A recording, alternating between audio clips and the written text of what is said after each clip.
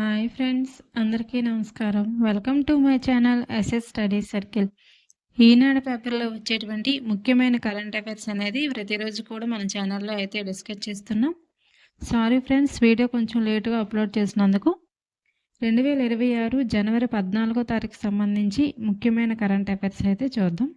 అందులో మొదటి అంశం వచ్చి ప్రపంచ బాధ్యతాయుత దేశాల సూచిక. దీని గురించి చూద్దాం. బాధ్యతాయుత దేశాల సూచికను మాజీ రాష్ట్రపతి రామ్నాథ్ కోవింద్ ఈ నెల 19వ తారీఖున అయితే ప్రారంభిస్తారని అధికారికంగా అయితే ప్రకటించడం జరిగింది. ఇందులో వివిధ దేశాలు తమ పౌరులు, ప్రపంచ దేశాలు భూమండల అభ్యున్నతికి సంబంధించి అధికారాలను ఏ విధంగా ఉపయోగిస్తున్నారన్నది తెలిపేందుకు ఈ సూచికను అయితే రూపొందించారు.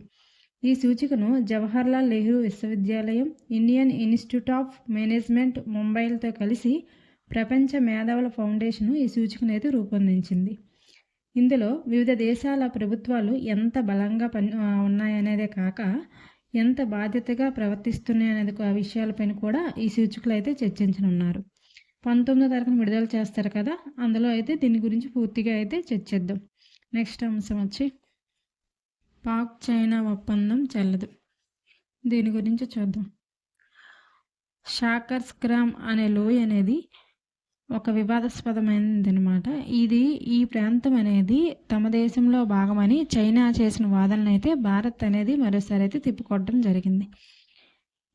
ఈ ప్రాంతంకి సంబంధించి 1963లో పాకిస్తాన్ చైనా మధ్య కుదిరిన ఒప్పందం చట్టవిరుద్ధమని, ఆ ప్రాంతంలో జరిగే ఏ కార్యకలాపాలను కూడా భారత్ అనేది గుర్తించదనేసి, ఈ ఒప్పందం చెల్లదనేసి భారత ఆర్మీ చీఫ్ జనరల్ అయినటువంటి ఉపేంద్ర ద్వివేది గారు అయితే చెప్పడం జరిగింది. నెక్స్ట్ అంశం వచ్చి ఆంధ్రప్రదేశ్ రాష్ట్ర ప్రభుత్వం వార్తల్లో నిలిచింది. నకిలీ మాధ్యమానికి చెక్ పెట్టేలా లిన్. దీని గురించి అంతకుముందు క్లాస్లో కూడా మనం ఒకసారి డిస్కస్ చేసాం. లిన్ అంటే లిక్కర్ ఐడెంటిఫికేషన్ నెంబర్. రాష్ట్రంలో నకిలీ మాధ్యమానికి ఇతర అవకతవకలకు ఆస్కారం లేకుండా ప్రభుత్వం కొత్తగా లిక్కర్ ఐడెంటిఫికేషన్ నెంబర్ని అయితే ప్రవేశపెట్టింది. ఇకపై ప్రతి మద్యం సీసా పైన బ్రాండు, బ్యాచ్, లైను, తయారైన తేదీ, నెల, సంవత్సరము, ఎన్ని గంటలకు, ఎన్ని నిమిషాలకు, ఎన్ని సెకండ్లకు తయారైంది కూడా దీన్ని అయితే రూపొందిస్తూ తయారు చేస్తారు. సామాన్యులకు సైతం కూడా ఇది అర్థమయ్యేలాగా ఆ బ్రాండ్ని గుర్తించే విధంగా అయితే రాష్ట్ర ప్రభుత్వం అయితే ఈ లిన్ అనే లిక్కర్ ఐడెంటిఫికేషన్ నెంబర్ అనే దాన్ని అయితే ప్రవేశపెట్టడం జరిగింది. దీనికి సంబంధించి క్వశ్చన్ ఏ విధంగా అడగచ్చు అంటే, ఇటీవల ఏ రాష్ట్ర ప్రభుత్వం నకిలీ మాధ్యమానికి చెక్ పెట్టేలా లిక్కర్ ఐడెంటిఫికేషన్ నెంబర్ని ప్రవేశపెట్టిందని అడగచ్చు. ఆంధ్రప్రదేశ్ రాష్ట్ర ప్రభుత్వం. నెక్స్ట్ అంశం వచ్చి ఆంధ్రప్రదేశ్ రాష్ట్ర ప్రభుత్వం వార్తల్లో నిలిచింది. దీని గురించి చూద్దాం. అమ్మ చేతిలోనే పిల్లల భవిత. దీని గురించి అయితే చూద్దాం. ఏంటిది అంటే, మన రాష్ట్ర ముఖ్యమంత్రి అయినటువంటి చంద్రబాబు నాయుడు గారు నారావారిపల్లిలో అయితే ఒక మొబైల్ యాప్ని అయితే తీసుకొచ్చారు. ఇది దేనికోసం అంటే పిల్లల ఎదుగుదలకు, మేధా సంపత్తి కోసం అయితే ఈ మొబైల్ యాప్ని అయితే తీసుకొచ్చారు. ఇది తొలిసారిగా ఏఐ సాంకేతికతతో కేర్ అండ్ గ్రో మొబైల్ యాప్ను ఆంధ్ర మదర్స్ చైల్డ్ సక్సెస్ పేరుతో అయితే ఈ యాప్ని అయితే తీసుకొచ్చారు. ఇది పిల్లల ఎదుగుదల అంటే ఓన్లీ పౌష్టికాహారం, ఎత్తు, బరువు మాత్రమే కాదు, అంతకు మించినటువంటి మేధా సంపత్తి అనేది ఎంతగానో అవసరము, దానికి ఈ యాప్ అనేది ఎంతగానో ఉపయోగపడుతుందనేసి అయితే ఈ యాప్ని అనేది ప్రారంభించడం జరిగింది. తల్లులే వీళ్ళకి టీచర్లుగా ఏ సహాయంతో ఇంటి వద్దనే శిక్షణ ఇచ్చే విధంగా అయితే ఈ యాప్ని అయితే తీసుకొచ్చారు.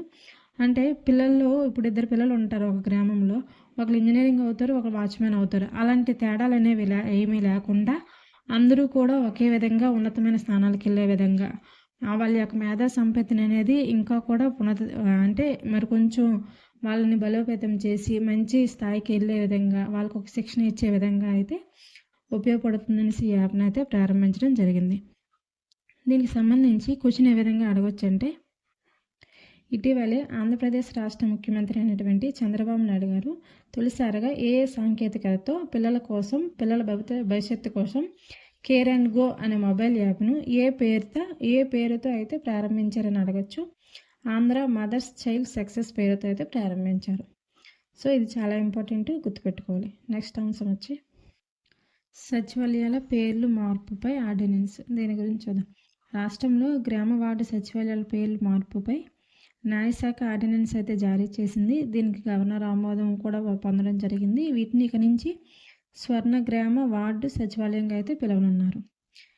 ఇది క్వశ్చన్ డైరెక్ట్గానే అడుగుతారు. రాష్ట్రంలో గ్రామ వార్డు సచివాలయాల పేర్లను ఏ విధంగా మార్చారని అడుగుతారు. స్వర్ణ గ్రామ వార్డు సచివాలయంగా అయితే మార్చడం జరిగింది. చూశారు కదా ఫ్రెండ్స్, 2026 జనవరి 14వ తారీఖు సంబంధించి ముఖ్యమైన కరెంట్ అఫైర్స్ అయితే డిస్కస్ చేసాం. ఇదే విధంగా ఈనాడు పేపర్లో వచ్చేటువంటి ముఖ్యమైన కరెంట్ అఫైర్స్ ప్రతిరోజు కూడా మన ఛానల్లో అయితే డిస్కస్ చేస్తున్నాం. Central and state job prepare అవుతున్నటువంటి ప్రతి ఒక్క స్టూడెంట్కి కూడా ఈ క్లాసెస్ అనేవి చాలా యూజ్ అవుతాయి ఫ్రెండ్స్. సో మీ ఫ్రెండ్స్ ఎవరైనా ఉంటే ఈ వీడియోని అయితే వాళ్ళకి షేర్ చేయండి ఫ్రెండ్స్. మన ఛానల్ సబ్స్క్రైబ్ చేయండి, లైక్ చేయండి. అదేవిధంగా మీ ఫ్రెండ్స్ ఎవరైనా ఉంటే ఈ వీడియోని అయితే వాళ్ళకి షేర్ చేయండి friends. Thank you for watching my channel. Thank you.